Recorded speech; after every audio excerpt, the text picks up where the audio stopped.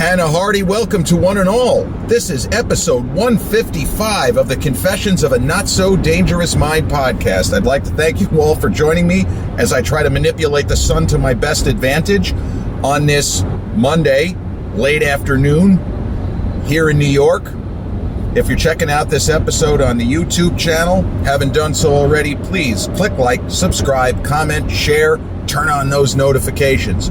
Or if you're checking out this episode on the audio platforms such as Spotify or iTunes, same general rule applies. Click like, subscribe, share, and turn on those notifications. So episode 155 is going to be our second entry in the ongoing series that I've just started, Guilty Pleasure Movies. And this next one is, for me, an ultimate guilty pleasure movie, a film that is demonstrably horrible. I don't know if it's as bad as Cobra. I don't think it's as bad as Cobra, because this movie at least comes closer to doing what it's trying to do than Cobra. The movie is the 1986 action comedy Armed and Dangerous, a film I've seen at least 20 times from start to finish, and it's still screamingly funny, because the funny bits, you're still laughing even though you know they're coming, because the actors are so good within the unbelievable absurdity of this story. Armed and Dangerous stars the late, great John Candy, the always fire Eugene Levy, and a very young Meg Ryan.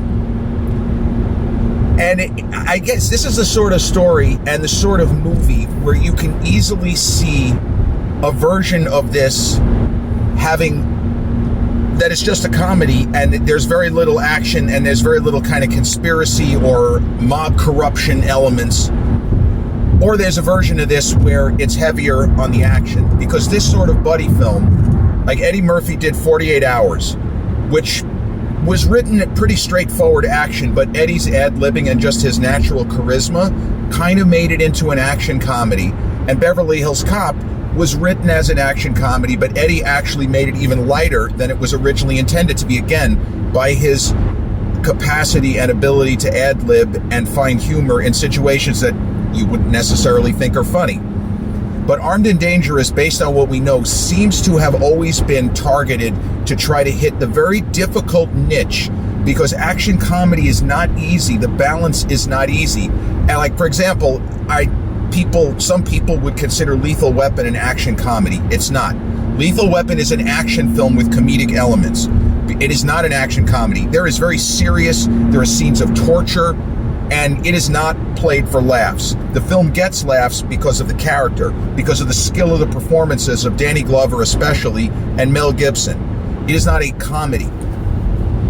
Midnight Run is closer to an action comedy, but even that film has very heavy and serious elements. And I mean, Armed and Dangerous, if anything, is closer to fulfilling the requirements of both genres, although I would say it's closer to a comedy than an action film. And I remember reading a review by Newsday, which is still available. I didn't actually read the original review, but when the film used to air on, HBO or whatever, you would check the Newsday review, and it said something like, not enough action to qualify it as an action film, and not enough comedy for discriminating comedy viewers, meaning people who want a million laughs.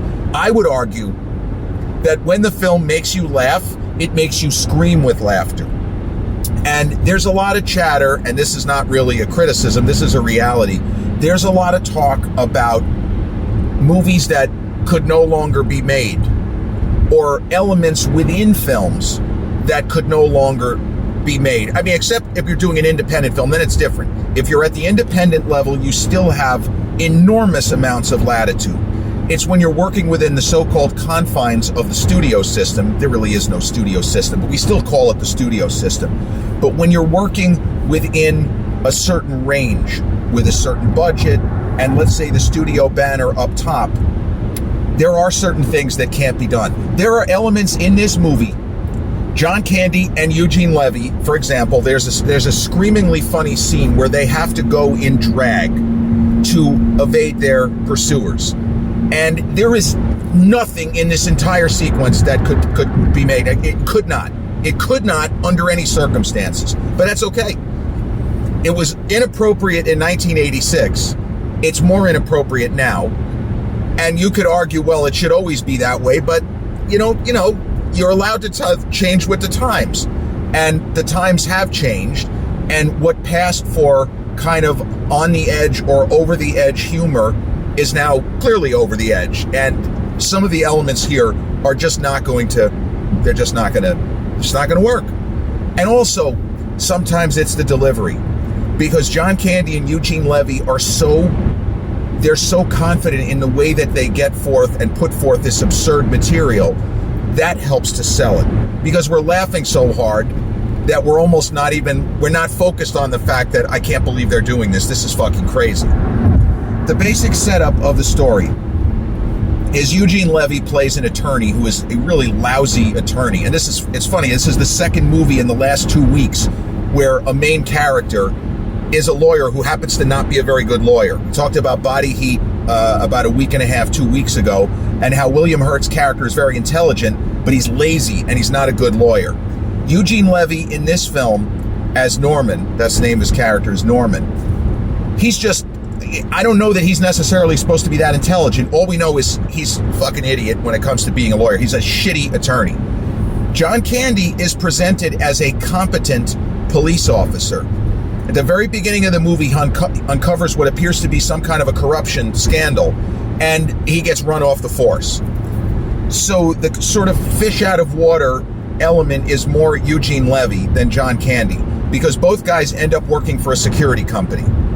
And it's connected to the corruption with the police department. So maybe John Candy's character as Frank Dooley? That's right.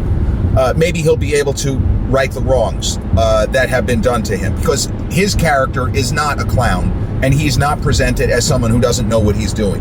He's very good at his job. As he says, I was a good cop.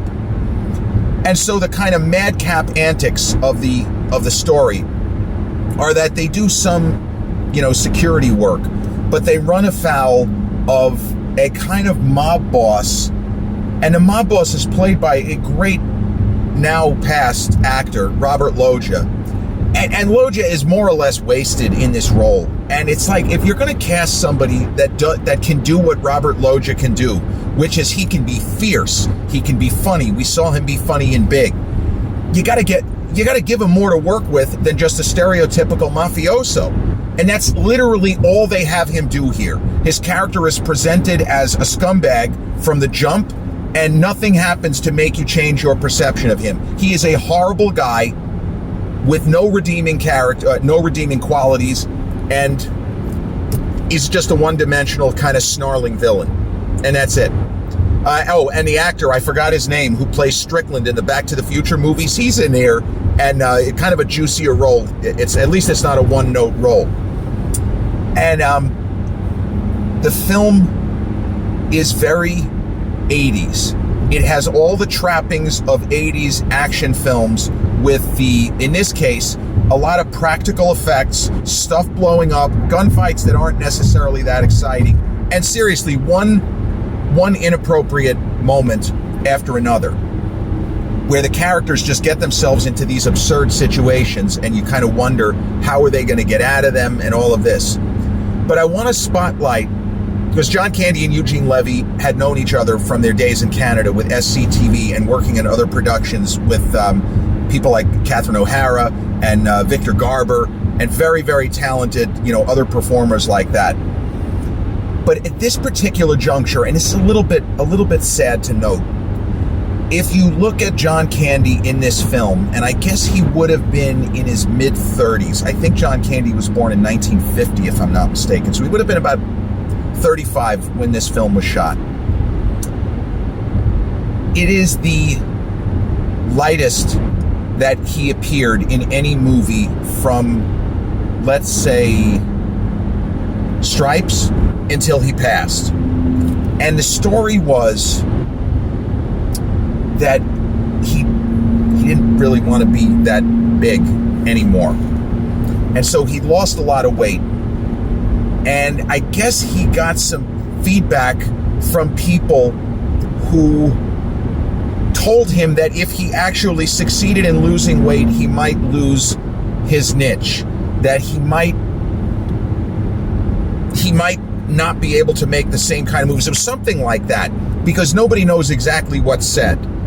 But the idea was that he put the brakes on trying to lose weight because of how it might affect his career. Now, I don't know this for certain.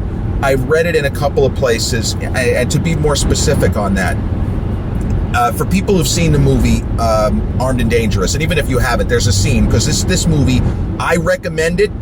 It's a product of its time, but I believe it is still fucking hilarious. And it is worth studying as far as, okay, this couldn't be done now, but why not? And listen, all that kind of debate to me is good. I like that kind of debating what was good then, or was it even good then? Did they really get away with something? And all of that.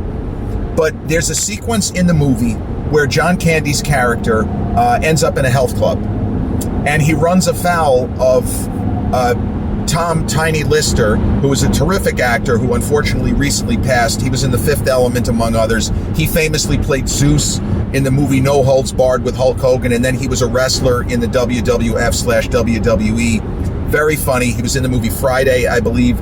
But there is a blonde bodybuilder in that sequence that I'm talking about in the movie Armed and Dangerous, and her name is Tegan Clive, and I think that Tegan may have passed.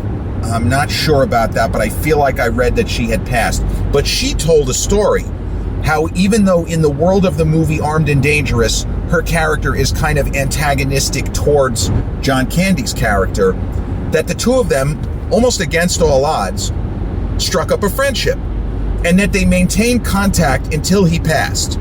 So it was Tegan, and she wrote a monthly column for Iron Man magazine, which was one of the kind of top muscle mags of the day, along with Flex and Muscle and Fitness and Muscle Media and some of the other ones, Muscle Training Illustrated.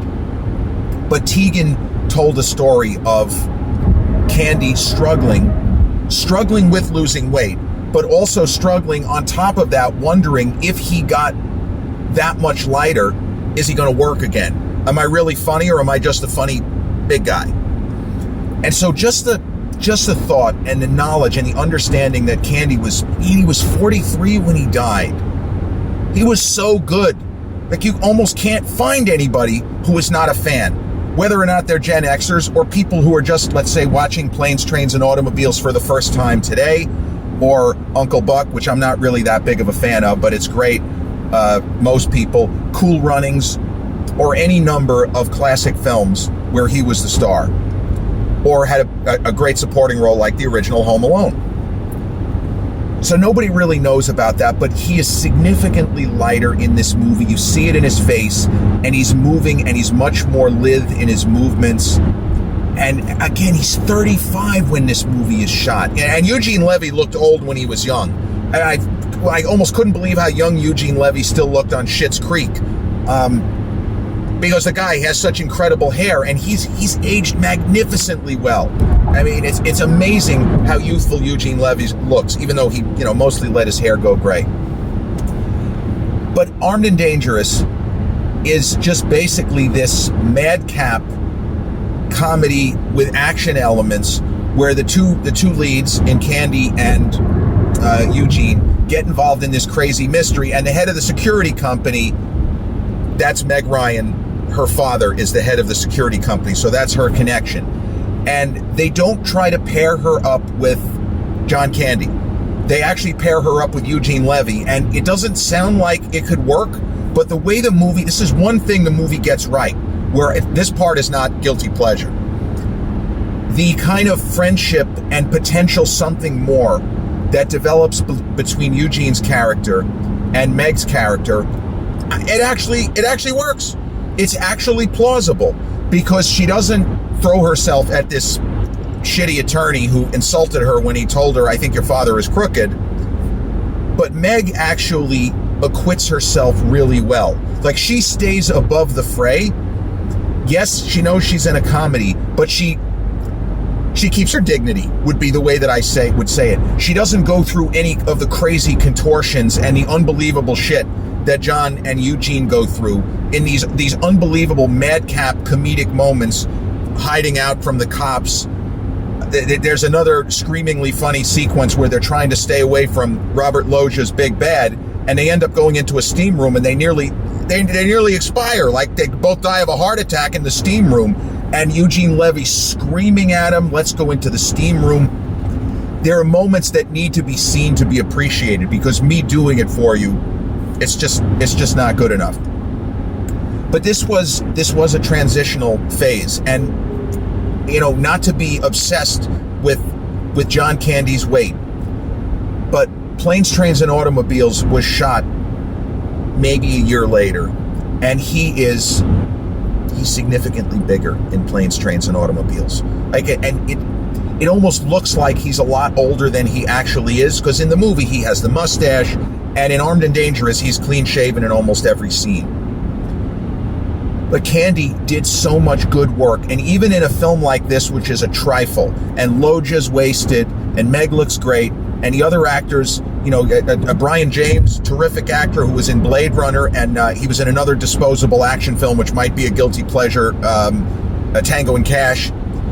There are so many talented performers in this film that don't have enough to do, or they're just playing stereotypical villains, heavies.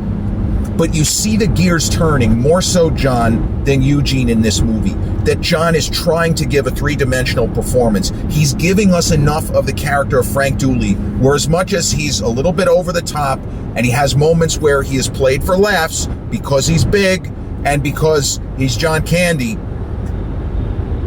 he's giving a real performance, more so than Eugene Levy in this movie. Eugene Levy is more of the kind of the reactor, the straight man in this, and Candy is the engine that's driving it. And if we're to sort of study the different types of comedic performances that John Candy gave in this era, you look at him in Splash, completely over the top, but even though I have issues with that movie, his performance is really good. And he had terrific chemistry with Tom Hanks, even though, how could they possibly be brothers? It's the kind of thing, when I'm 10 years old watching the movie, I'm not saying, are they adopted? Is one of them adopted? How could they be, by what process would they be brothers? What? Didn't think of it. But you look at John in the movie Summer Rental, it's okay. Volunteers, working with Tom again, Tom Hanks that is, it's not that good. And his performances in, to me, Summer Rental and Volunteers are not nearly as good. So it's like with Armed and Dangerous, his internal clock told him he had to have been having a sort of a running commentary with himself. This could be terrible. I'm going to act the shit out of it. I am going to go for every possible laugh, whether a good laugh, a bad laugh, toilet humor. We just want to try to make people laugh in the midst of these kind of weird action sequences. Steve Railsback as a truck driver, he's a riot. It is a bad movie. It is a bad movie in the way that Cobra is a bad movie, but it is hugely entertaining. It's more consistent than Cobra. As I said in the episode on Cobra, Cobra has a very solid first half. It builds real tension, and there are some terrific action sequences and sequences of suspense. The one in the hospital when Brigitte survives an assassination attempt and Stallone's character of Cabretti has been delayed and he gets there a little late. Very well done. And then the movie just kind of loses it in the second half. Armed and Dangerous starts off in reality land, goes into an absurd, not reality land, but it generates so many broad laughs in the not reality land that we forgive it. At least in my case, I don't know anybody, at least no Gen Xers, who have seen this movie and do not think it's funny. Even though the reviews are shit, and I'm telling you that it's not a good movie. But it's okay for a film where you say, this has huge problems all the way through. There's so much shit in this movie that couldn't happen. But it makes you laugh. And this is the kind of Howard Stern, not even argument, but the Howard Stern discussion when he was comparing his movie Private Parts And so Howard Stern, it's weird. He doesn't like Woody Allen as a person, but he was a fan of Woody's films. So Howard Stern, when he was discussing Private Parts, and he said that there were people comparing my movie to some of Woody's best films. And then somebody said, well, do you feel that his movies are more intellectual and therefore are better just from that perspective?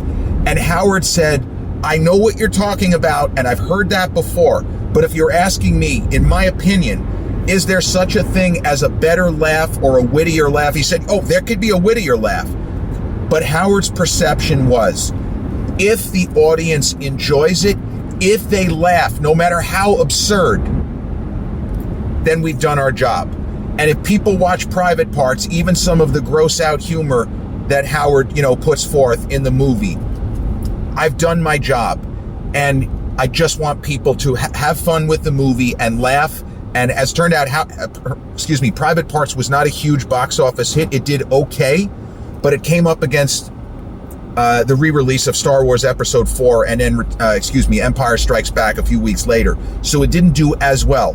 But the idea that Howard was saying, and I would argue that Private Parts is a terrific movie. Howard almost wasn't giving himself enough credit for that. Armed and Dangerous is, to me, it's probably the funniest movie of the 80s that is going to have a shitty Rotten Tomato score. I haven't looked. My guess is it's in the 20s or 30s. But I defy anyone to not watch that movie and come out of it with a huge, goofy smile because you can't believe some of the crap that John and Eugene get up to. Almost like, in a weird way, Blue Velvet, where you're saying, I can't believe we're going here, from a kind of a mystery, erotic, S&M, what the fuck is going on perspective. In this movie, it's the humor goes to areas. There's toilet humor, there's locker room jokes, but the humor in this movie goes into places that you just are not expecting it to go to. And that's where we get into the, could this movie be made today as is? And I say at the studio level, no, not happening. But it is a riot, a shitty movie, but funny as hell, and will have you howling at least 3 or 4 different times. You will almost be the level, I think, screaming with laughter. And that's, hey, the best of film comedies. Not just the little chuckle or the knowing smile, but really the gut-busting, like the first time you watched Home Alone when the pizza delivery boy thought that he was getting shot to death. There's a few of those, that level of laughter, in my opinion, in Armed and Dangerous. And the fact that the movie's old is not going to affect that. There's no topical humor that you won't get. The funny stuff, the physical humor, the character humor is really great. And those two guys worked so beautifully together. It's like they understood each other's rhythms and cadences from having worked together already. They'd known each other probably 15 plus years. And I would say it is the funniest, the stupid funniest comedy I've ever seen, in my opinion. Armed and Dangerous. And I know that it was on at the time when it was called HBO Max. It was streaming on Max for about 6 months. And then they took it off, and I don't know if it's free anywhere. You might have to, spend a couple of bucks to rent it. But this one, I'm telling you, if you like John Candy, if you're a fan of Eugene Levy, either from like the American Pie movies or Schitt's Creek or the movie he did with Sam Jackson, you will not be disappointed. And it's also the kind of movie that if you watch with a crowd, it'll be even funnier because you'll have 6 people on the floor, rolling with laughter. My second guilty pleasure movie, the second entry in my new series of guilty pleasure movies, 1986's Armed and Dangerous, starring John Candy, Eugene Levy, and Meg Ryan. This has been episode 155 of the Confessions of a Not So Dangerous Mind podcast. I'd like to thank you for accompanying me on my ride home this evening, back to good old Coram. Used to be good old Massapequa, good old Woodbury, good old Huntington. It's now good old Coram. But thank you for accompanying me. And if you have caught this episode on the YouTube channel, have enjoyed the content, but haven't done so already, please click like, subscribe, comment, share, and turn on those notifications. Or if you end up catching this episode on the audio platform such as Spotify or iTunes, same general rule applies. Click like, subscribe, share, turn on those notifications. I'll be back with episode 156 real soon. Until then, peace.